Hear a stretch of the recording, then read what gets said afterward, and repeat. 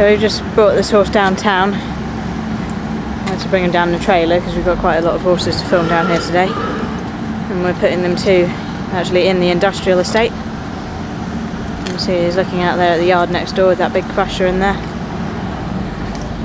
All the shops up there, and just down there they've got all the lorries going out on deliveries in the industrial estate.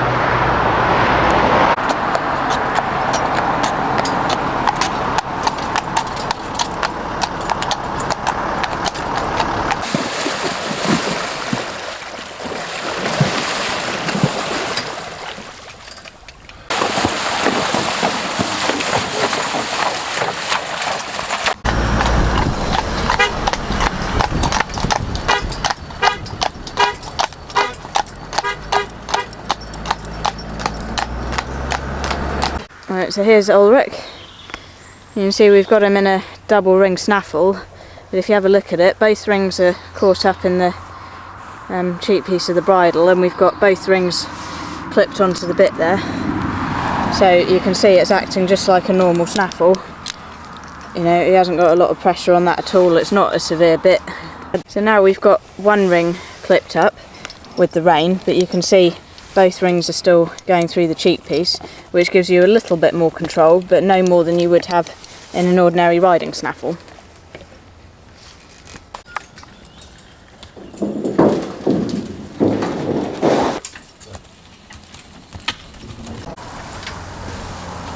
can see here we're dragging some of that orange netting that's used for roadworks, making a noise. Don't know if you can hear it. So this horse hasn't completed his training here yet, but you can see the orange netting being dragged along the ground. Hear the noise of it.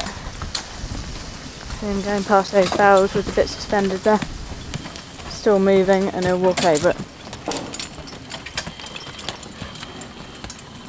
We've got this orange netting down on the ground now. Obviously a lot of horses would see it in roadworks, but they'd never be asked to walk over it, certainly not when it's laid out on the ground.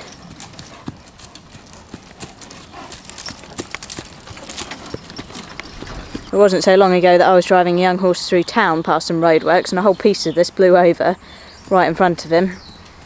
But because we desensitised him here at home first, he coped with it perfectly happily, walked over it, didn't bother at all, just as this horse has done. Bring him on, Fletch. Walk on.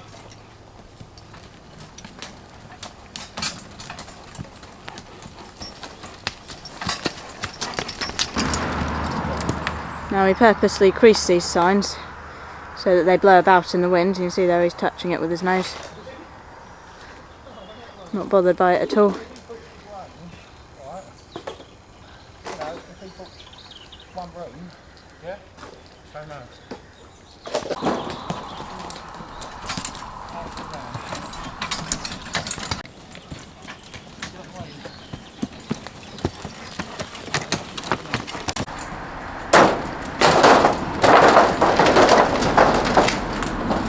He's coming through these 5-gallon drums now.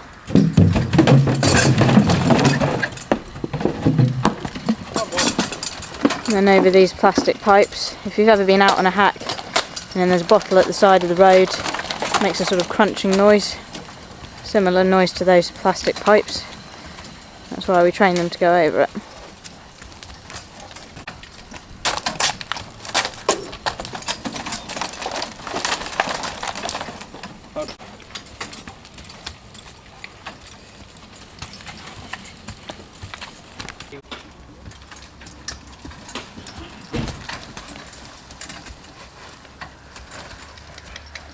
Walk on.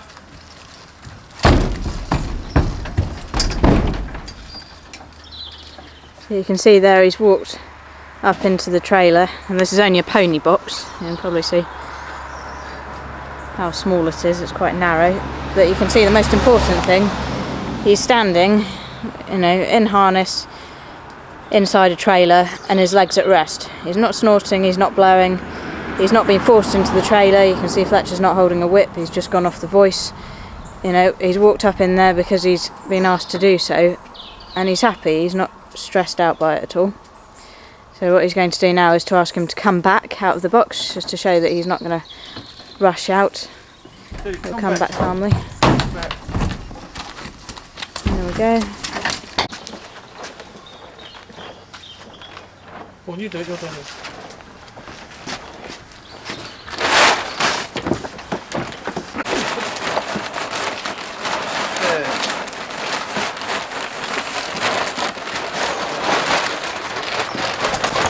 Good.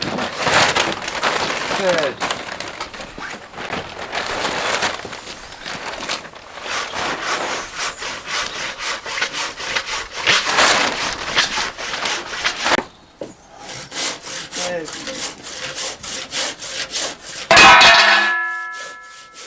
So you can see there, his chain's loose. He's not pulling back on it at all, while Fletcher's dropping that bit of steel down beside him.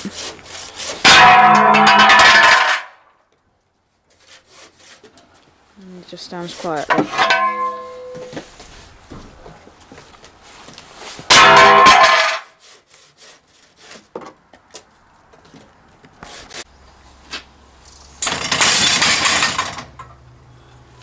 So what we've done there, just drop the shafts, just to show that if you did accidentally drop them while you were putting him to or taking him out, he's not going to bother.